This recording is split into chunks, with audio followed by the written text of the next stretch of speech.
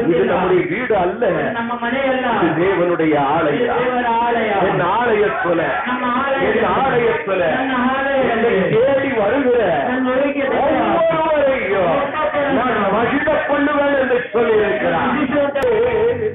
ವಾಕ್ಯ ಎತ್ತುಕೊಂಡು அது மனிதனுடைய வார்த்தை அல்ல, ಮನುಷ್ಯನ ಮಾತು, அது பரலோகத்தின் தெய்வத்தின் வார்த்தை என்று, ಪರಲೋಕ ದೇವರ ಮಾತು ಎಂದು, சர்வ சிருஷ்டிகருடைய வார்த்தை என்று, ಸರ್ವ ಸೃಷ್ಟಿಕರನ ಮಾತು ಎಂದು, என் ஜீவனுக்கான தெய்வத்தின் வார்த்தை என்று ಜೀವಕ್ಕಿರುವ ದೇವರ ಮಾತು ಎಂದು விசுவாசித்து நம்பி ஏற்று நடக்கிறவர்களாய் நம்முடைய வாழ்வு இருக்க வேண்டும். ನಂಬಿ ಜೀವನ ಮಾಡುವವರ ಜೀವಿತವಿರಬೇಕು ನಮ್ದು. அல்லேலூயா. அப்பொழுதுதான் ಆಗಲೇ கிறிஸ்தவ வாழ்க்கை ஜெயமுள்ள வாழ்க்கையாய் இருக்கு. ಕ್ರಿಸ್ತ ಜೀವಿತ ದೇವರ ಜೀವಿತವಾಗಿರುತ್ತದೆ. அல்லேலூயா. போராட்டம் இல்லாமல் இருக்காது. ಹೋರಾಟ ಇಲ್ಲದೆ ಇರುವುದಿಲ್ಲ. அதை வேதம் சொல்லவில்லை. ಅದು ಸತ್ಯವೇ ಹೇಳಿಲ್ಲ. இந்த உலகத்திலே நீ வாழ்கிற நாளெல்லாம் உனக்கு நிச்சயம் போராட்டம் உண்டு. ಜೀವಿತಗಳ ಹೋರಾಟ இந்த உலகமோ ಲೋಕವೋ படித்தவனோ ಓದಿದವನು மேதைகளோ ஞானிகளோ உயர்ந்தவனோ டாக்டரோ லாயரோ யாரும் ஆறுதல் படுத்த முடியாது. கடைசி நேரம் அவனும் ஒரு மனிதன் என்பதை அவனுடைய வார்த்தையிலே தெரியப்படுத்துவார். ஆனால் தெய்வம் அப்படி அல்ல. உன் வியாதியை விட அவர் பெரியவராய் இருக்கிறார். உன்னுடைய ஆயுசு நாளை விட அவர் மூத்தவராய் இருக்கிறார். அந்த தைரியம் உனக்கு இருக்க வேண்டும். என்னை மீட்டு எடுத்தவர் அவர் எவ்வளவு பெரிய தெய்வம், எவ்வளவு பெரிய தெய்வம் எனக்கு வாக்கு கொடுத்திருக்கிறார். அந்த வார்த்தையின்படி நான் வாழ்வேன் என்ற நிச்சயமும் உறுதியும் உனக்கு இருக்க வேண்டும்.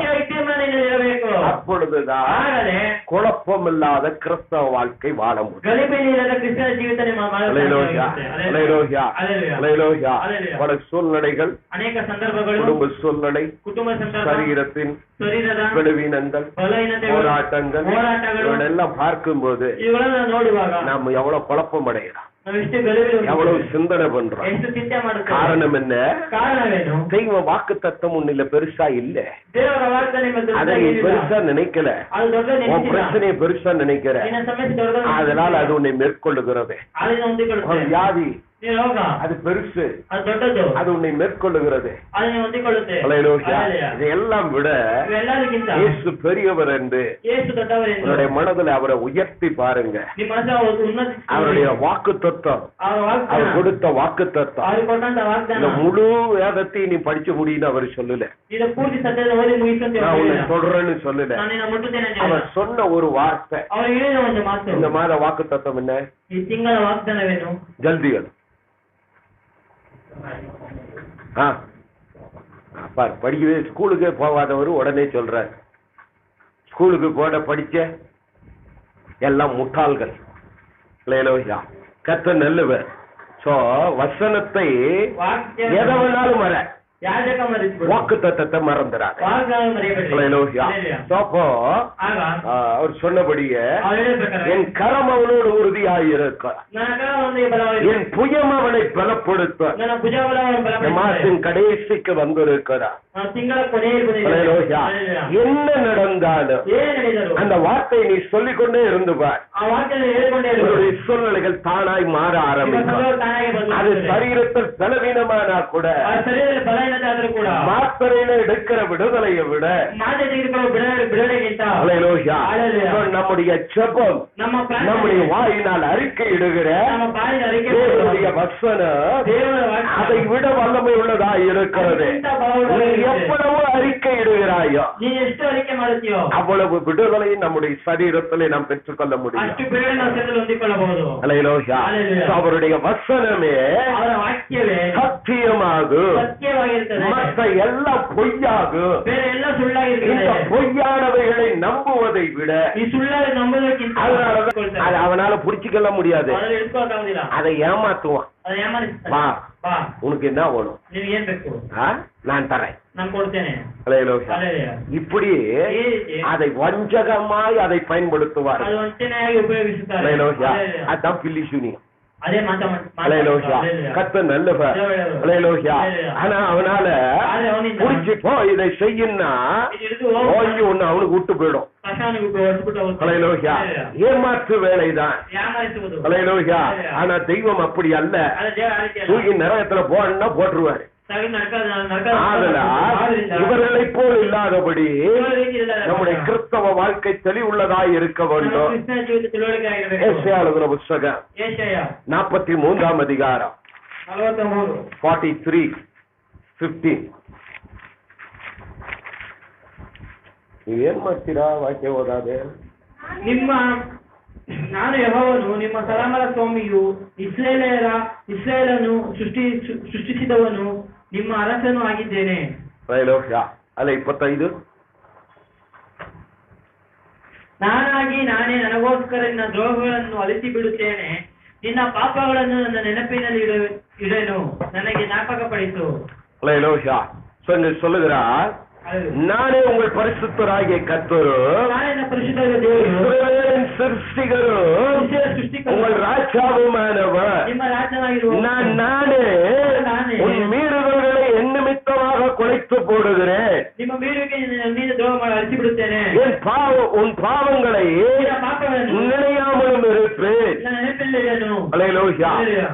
கீழே சொல்லுகிறார், நீ நீதிமானாய் விளங்கும்படி உன் காரியம் என்ன சொல்லு. கர்த்தர் நல்லவர். சோ உன்னுடைய பிரச்சனை எதுவானாலும், வியாதி எவ்வளவு பெருசானாலும், போராட்டம் எதுவானாலும், வசனம் கர்த்தர் கொடுத்த வசனத்தை அந்த வியாதிக்கு நேரா பேசு. நீ அறிக்கையிடு. அந்த வசனத்தை மெமரி பண்ணு. காது கேட்க காலையில எழும்பி வேற ஒண்ணும் சொல்லாத. அந்த வாக்குத்தத்தத்தை சொல்லி தெய்வத்தை சோத்திரப்படுத்து, தெய்வத்தை மகிமைப்படுத்து. தொடர்ந்து இந்த மே மாசம் எல்லாம் செஞ்சு பாரு, போய் செக்அப் பண்ணி பாரு. டாக்டர் கேட்பான், எங்க போய் ட்ரீட்மெண்ட் எடுத்துட்டு வந்தீங்கன்னு கேட்பான். அது இருக்கிற இடம் தெரியாம வசனத்தினாலே கரைந்து மறைந்து போய், அதனாலதான் டாக்டர் கேக்குறான். ஆபரேஷனே இல்ல, ஒரு காயம் இல்ல, ஒரு தழும்பு இல்ல, எப்படியா உனக்கு சௌக்கியமானது? என்ன மருந்து எடுத்த? தைரியமா சொல்லு, தேவன் எனக்கு கொடுத்த வாக்கு தத்தமே என் சௌக்கியம் என்று சொல்லு. கர்த்தர் நல்லவர். அவர் நீதியுள்ள தெய்வம், நம்முடைய சிருஷ்டிகர், நம்முடைய ராஜா, நம்முடைய பரிசுத்தர். நானே தெய்வம். நம்முடைய பாவங்களை எல்லாம் அவர் நிமித்தம், அவருடைய பரிசுத்தத்தினால, சிலுவையினால தெய்வம் நமக்கு பரிசுத்தத்தை கொடுத்தார். நம்முடைய நீதினால் அல்ல, அவருடைய இரக்கத்தினாலே நாம் பெற்றுக்கொண்டோம். இதே ஏசாயா 44:18. ಇಂಥವರು ಏನು ತಿಳಿದವರು, ಏನು ಗ್ರಹಿಸಲಾದವರು, ಅವರ ಕಣ್ಣು ಕಾಣದಂತೆಯೂ ಹೃದಯ ಗ್ರಹಿಸದಂತೆಯೂ ಯೆಹೋವನು ಅಂಟು ಬಲಿದಿದ್ದಾನಲ್ಲ. இப்ப சோர்ந்து போகிற ஒரு இருதயம், அறிவில்லாமல் இருக்கிற உணர்வு இல்லாத இருதயம், ஏன் நமக்கு சலிப்பு வருது இல்ல? ஆலயத்துக்கு போலான்னா போய் என்ன நடக்குது? அப்ப வர்றவங்களுக்கு எல்லாம் என்ன நடக்குது? நம்ம அதை கவனிக்கிறதே இல்ல. நல்லா கவனிச்சு பாருங்களேன். வேத சட்டத்தின்படி, உங்க ஆலயத்தின் சட்டங்களின்படி நீங்க நடப்பீங்கன்னா ஒண்ணுல வியாதியே இருக்காது, ஒண்ணுல குழப்பமே இருக்காது, தேவையற்ற செலவினமே இருக்காது. கர்த்தர் நல்லவர். வசனம் இல்லைன்னா வெளிச்சம் இல்ல, வெளிச்சம் இல்லைன்னா இருள் இருக்கும். அப்ப இருளுக்கு அதிபதி பிசாசானவர், அவனுடைய கிரியை, அவனுடைய உபத்திரவம், போராட்டம், வியாதி, கஷ்டம், நஷ்டம் இதெல்லாம் அங்கே இருக்கும். இன்னும் கிறிஸ்தவ வாழ்வு இப்படியே ஆனா இன்னொரு தடவை தெய்வம் வந்து உனக்காக மறிக்க வேண்டியதா இருக்கும். ಇನ್ನೊಂದು ಸಾರಿ ನಿಮಗೋಸ್ಕರ ஆனா வருவாரா? ಬರುತ್ತಾರಾ? வரவே மாட்டார். ಬರುವುದೇ ಇಲ್ಲ. அல்லேலூயா. அல்லேலூயா. இனிமேல் இயேசுவாய் தன்னை இந்த பூமிக்கு அவர் வெளிப்படுத்தவே மாட்டார். ಇನ್ನೊಮ್ಮೆ ತನ್ನ ಯೇಸುವಾಗಿದ್ದ ಭೂಮಿ ಪ್ರಕಟಿಸುವುದಿಲ್ಲ. வரப்போகிறார். ಬರುತ್ತಾರೆ. ராஜாதி ராஜனாய் வரப்போகிறார். ರಾಜಾದಿ ರಾಜನಾಗಿ ಬರುತ್ತಾರೆ. தேவாதி தேவனாய் வரப்போகிறார். ದೇವಾದಿ ದೇವನಾಗಿ ಬರುತ್ತಾರೆ. கர்த்தாதி கர்த்தனாய் வரப்போகிறார். ಕರ್ತನಾಗಿ ಕರ್ತನಾಗಿ இனி ಬರುತ್ತಾರೆ. அது ஒன்றுதான் நடக்க வேண்டும். ಅದೊಂದೇ ನಡೆಯಬೇಕು. அதற்குள்ளே உணர்வுள்ளவர்களாய் நாம் இருக்க வேண்டும். ತಿಳುವಳಿಕೆಯುಳ್ಳವರಾಗಿರಬೇಕು. ஆபகுக் எழுதின புத்தகம் ಹಬಕ್ಕೂಕನ ಬರೆದ ಪತ್ರಿಕೆ 2ஆம் அதிகாரம் 2ನೇ ಅಧ್ಯಾಯ 3ஆம் வசனம். 3ನೇ ವಾಕ್ಯ. ஆபகுக் 2:3. ಅದು ಕ್ಲುಪ್ತ ಕಾಲದಲ್ಲಿ ನೆರವೇರತಕ್ಕದ್ದು, ಆದರೆ ಪರಿಣಾಮಕ್ಕೆ ತ್ವರೆಪಡುತ್ತದೆ, ಮೋಸ ಮಾಡದು, ತಡವಾದರೂ ಅದಕ್ಕೆ ಕಾದಿರು, ಅದು ಬಂದೇ ಬರುವುದು, ತಮಾಷೆವಾಗುವುದು. அல்லேலூயா. அல்லேலூயா. சோ கர்த்தருடைய வசனம், ದೇವರ ವಾಕ್ಯ, தேவனுடைய வாக்குத்தத்த வார்த்தைகள், ದೇವರ ವಾಕ್ಯಗಳು, தரிசனங்கள், ಪ್ರಶ್ನೆಗಳು, இவைகள் எல்லாம் ஒரு நாளும் பொய் சொல்லாது. ಒಂದು ದಿನ ಸುಳ್ಳು ಹೇಳುವುದಿಲ್ಲ. அது தாமதிப்பதும் இல்லை. ಅದು ತಡೆ ಮಾಡುವುದಿಲ್ಲ. அப்படியே தாமதித்தாலும் ತಡೆಯಾದರೂ அதற்காய் காத்திரு.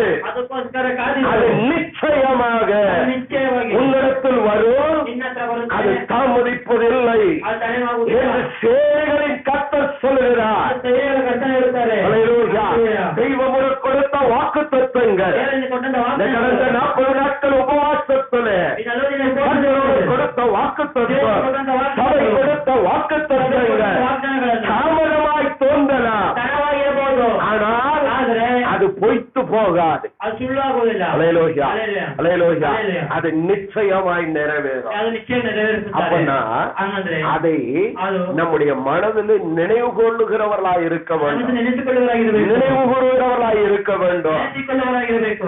யாக்கோபு எழுதின புத்தகம், ಯಾಕೋಬನು ஜேம்ஸ் எழுதின புத்தகம், புக் ஆஃப் ஜேம்ஸ் 1:21.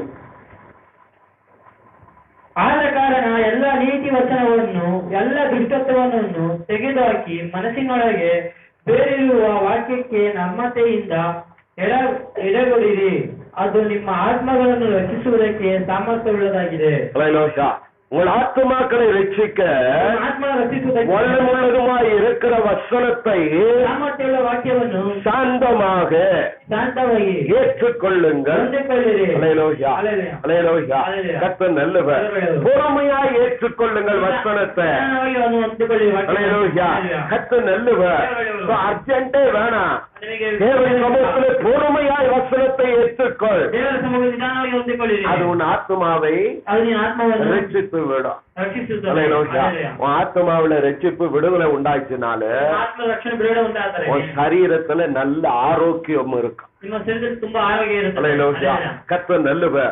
ஆதலால் ஆதலினால் இவைகளின்படி ದೇವರ ಪ್ರಕಾರ நாம் நடக்க வேண்டும். ನಾವು ನಡೆಯಬೇಕು. வேதத்துல ಸತ್ಯದಲ್ಲಿ இப்படி தேவனுடைய வாக்கு தத்தங்கள் ಈ ರೀತಿ ದೇವರ ವಾಕ್ಯಗಳನ್ನು தாமதமாயிடுச்சு, ತಡವಾಗಿತ್ತು லேட் ஆயிடுச்சு, ತಡವಾಗಿತ್ತು காத்திருக்க சொல்லி இருக்கிறார். ಕಾದಿರ ಕೇಳಿದ್ದಾರೆ. இப்போ ಈಗ முதல் ಮೊದಲು விசுவாச தகப்பன் ஆபிரகாமில் இருந்து சந்ததியை கொண்டு வருகிறார். ಅಬ್ರಾಹ್ಮಣನೇ ಸಂತತಿ ஏன்னா ಹೇಳ್ತಾರೆ. அதுக்கு முன்னாடி எல்லாம் ಅದಕ್ಕೆ ಮುಂದೆ பாவம் செஞ்சு அழிஞ்சு போட்டானுங்க. ಪಾಪ ಮಾಡಿ ನಾಶವಾದ್ರು. எழுப்பி எழுப்பி பார்த்தா ಎಬ್ಬಿಸಿ ಎಬ್ಬಿಸಿ ಹೋದ್ರು. அல்லேலூயா. அல்லேலூயா. ஆதாமுக்கு அடுத்து ஏனோக்கு அடுத்தது நோவா, ಆದಾಮ ಇರ್ತದೆ, ಏನೋಕೆ ಅಂತ அவர்களெல்லாம் பின்பற்றினார்கள். ಅದರಲ್ಲಿ ಹಿಂಬಾಲಿಸಿದ್ರು. சந்ததிகள் அப்படி வரல. ಸ್ವಂತವೇ ಬಂದಿಲ್ಲ. ஆனா ஆபிரகாமை ಆದ್ರೆ ಅಬ್ರಾಹ್ಮನು இவர்களை போல தெரிந்தெடுத்தா ಈ ರೀತಿ ತಂದನು. ஆபிரகாம் தன் சந்ததியை அதே பாதையிலே நடத்திவிட்டார். ಅಬ್ರಾಹ್ಮನು ತನ್ನ ಸಂತತಿ ಅದೇ ದಾರಿಯಲ್ಲಿ ನಡೆಸಿಕೊಂಡನು. அல்லேலூயா. அல்லேಲೂயா. அதனாலதான் ಆದ್ದರಿಂದಲೇ இன்னைக்கும் ಇವತ್ತಿಗೂ தேசம் ಆ ஆசீர்வதிக்கப்பட்டது. ದೇಶ ಆಶೀರ್ವದಿಸಲ್ಪಟ್ಟಿದೆ. அல்லேலூயா. அல்லேலூயா. கர்த்தர் நல்லவர். தேவ- ஆதலால் ஆதலினால் தேவ பிள்ளைகளாகிய நாம் ದೇವರ ಮಕ್ಕಳಿಗೆ ನಾವು வசனத்திற்கு காத்திருக்கிறவர்களாய் இருக்க வேண்டும். ವಾಕ್ಯಕ್ಕೆ ಕಾದಿರುವವರಾಗಿರಬೇಕು. இந்த வாக்குத்தத்தத்தை பெற்ற ஆபிரகாமை கவனித்து ಈ பாருங்க. ವಾಕ್ಯ ಹೊಂದಿಕೊಂಡ ಅಬ್ರಾಹ್ಮನನ್ನು ಗಮನಿಸಿ ನೋಡಿ. ஆபிரகாம் ಅಬ್ರಾಹ್ಮನು வாக்குத்தத்தங்களை பெற்றுக்கொண்டான். ವಾಗ್ದಾನ ಇದಕ್ಕೆ ಹೊಂದಿಕೊಂಡ. அவனோடு அவனுடைய மனைவி சாராள் வருகிறார். ಅವನೊಂದಿಗೆ ಅವರ ಹೆಂಡತಿ ಸಾರಾಳು ಬರ್ತಾರೆ. ஆதியாகமம் 16ஆம் அதிகாரத்திலே அவைகள் எழுதப்பட்டு இருக்கும். ಆದಿಗ 16 ಬರೆಯಪಟ್ಟಿದೆ. உங்க வீட்டுல போய் ನಿಮ್ಮ ಮನೆಯಲ್ಲಿ ಹೋಗಿ இத வாசிட்டு நீங்க சாப்பிடு.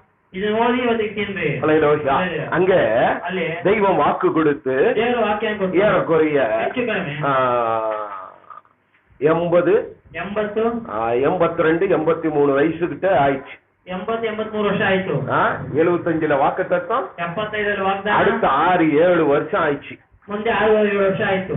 வாக்குத்தத்தமாவே இருக்கு. வாக்தனவாகவே ಇದೆ. அது ஈசாக்காவே மாறல. ಅದು ಈಸಾಕನಾಗಿ ಬದಲಾಗೇ ಇಲ್ಲ. இத பார்த்த சாராள் ಇದು ನೋಡಿದ ಸಾರಾಳು டென்ஷன் ஆயிட்டாங்க. ಟೆನ್ಷನ್ ಆದ್ಲು. என்ன ஆபிரகாமே, ಏನ್ ಅಬ್ರಾಹ್ಮಣ, ಯಾಪಾ பாரு ஆண்டவர் செய்வா, ಯಾವಾಗ ನೋಡು ದೇವರು ಮಾಡ್ತಾರೆ, ஆண்டவர் நிறைவேற்றுவா, ದೇವರು ನೆರವೇರಿಸುತ್ತಾರೆ. ஏ சொல்ற ಇದೇ ಹೇಳ್ತೀಯ. நிஜமா ஒண்ணு நடக்கலப்பா. ನಿಜವಾಗಿ ಏನು ನಡೀತಿಲ್ಲ. ஆதலால் ಆದ್ರಿಂದ நான் ஒரு ஆலோசனை பண்ணி இருக்கிறேன். ನಾನೇ ಒಂದು ಆಲೋಚನೆ ಮಾಡಿದ್ದೀನಿ. எனக்கு ஒரு யோசனை வந்து ನನಗೆ ಒಂದು ಯೋಚನೆ ಬಂದಿದೆ.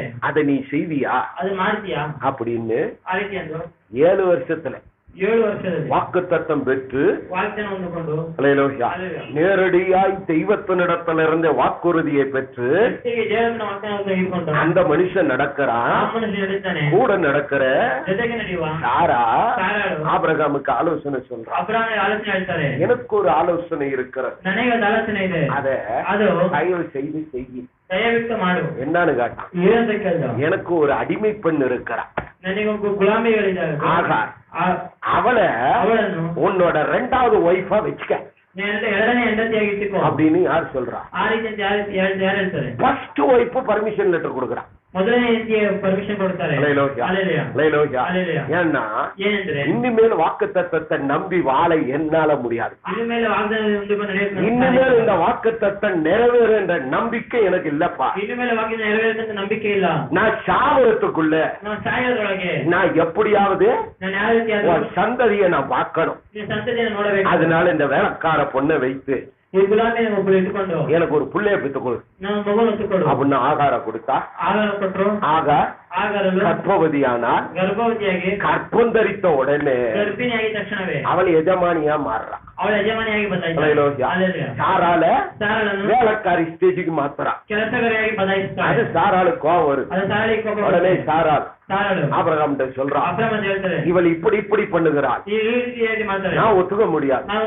உடனே ஆபிரகாம் யோசனை தானே, புத்தி தானே, வாக்குத்தத்தத்தை மறந்தா குழப்பம் உண்டாகும்னா எப்படி குழப்பம் பிசாசா கொண்டு வந்தான். உன் புத்தி, உன்னோட மூளை, உன் அறிவு, உன் பலன் இவ்வளவு தாங்க. அதனாலதான் ஆதிகண்ட 16 வீட்டுல போய் வாசிங்க. கத்த நல்ல. அப்போ ஆபிரகாம் சாராள்கிட்ட சொல்றான், உன்னோட பிளான்மா அனுபவி, நான் என்ன பண்ணேன், உனக்கு எப்படி தோணுதோ செஞ்சுக்கப்போ அப்படின்னு. கடினமாய் நடத்தினா ஆகார் ஓடிச்சான். கற்பத்தில் இருக்கிற ஆபிரகாமின் சந்ததியோட ஓட்டாவ வழியில ஒரு தூதன் வருகிறான். அவன் வந்து ஆகாரே எங்க போறேன், எங்க இருந்து வர அப்படின்னு. நான் எங்கேயாவது போய் பொழைச்சுக்க போறேன். சரி, எங்க இருந்து வர? நானா என் எஜமானி கிட்ட இருந்து ஓடி வரேன். இதுதான் விஷயம். அப்போ தூதன் சொல்லுகிறான், ஆகாரே நீ கற்பந்தரித்து இருக்கிறாய், உன் வயிற்றுல இஸ்மவேல் இருக்கிறான். குழப்பத்தையும் தெய்வம் நன்மையாய் மாற்ற. ஆனா குழப்பம் தான், இன்னைக்கும் குழப்பம் தான். ஆகா சாரா வாக்குத்தத்தத்தை மறந்து தெய்வம் கொடுத்த வாக்குத்தத்தத்தை விட்டு தன் சுய புத்திக்கு சாய்ந்தா, சொந்த இஷ்டப்படி செயல்படுத்த பார்த்தா, இன்னைக்கு வரைக்கும் அது பிரச்சனையா தாங்க. அப்போ அந்த தூதன் சொல்லுகிறான், நீ இஸ்மவேலை பெற்றெடுப்ப, அவன் பெரிய ஜாதி, அவன் எல்லாருக்கும் விரோதமாய் வருவான். எல்லாரும் அவனுக்கு விரோதமாய் வருவாங்க. நடக்குதா இல்லையா? இஸ்ரவேலை சுத்தி இருக்கிற அத்தனை பேர்ல இஸ்மவேல பயில்வான். ஒரு நாள் சண்டை இல்லாத நாளே இஸ்ரவேல் தேசம் பிரகடனமானதுல இருந்து இதுவரை சண்டை இல்லாத ஒரு நாள் கூட கிடையாது. ಜಗಳದಲ್ಲಿ ಒಂದು ದಿನ ಕೂಡ ಇಲ್ಲ. ஹல்லேலூயா. ஆனா தோல்வி அடைந்தானா?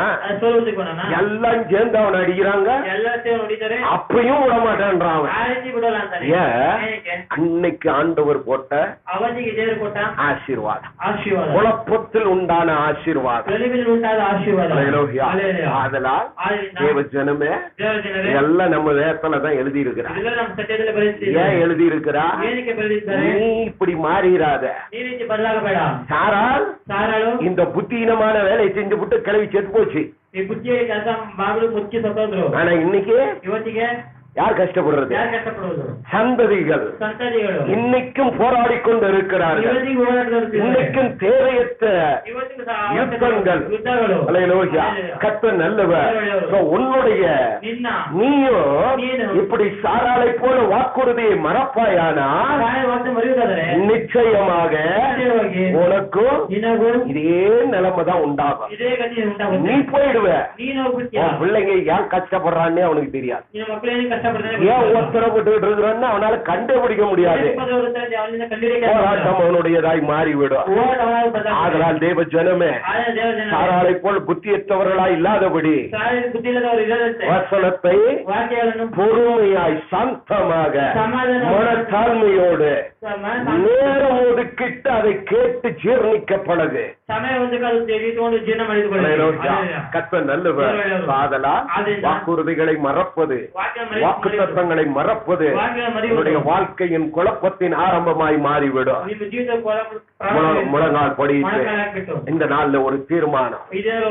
கர்த்தர் உங்களை ஆசீர்வதிக்கட்டும். ஹல்லேலூயா. நான் முழங்கால் படியிட்டு தேவ சமூகத்துல ஆண்டவரே எனக்கு வாக்கு கொடுத்து இருக்கிறேன். இந்த சாராளை போல ஆண்டவரே வருடங்கள்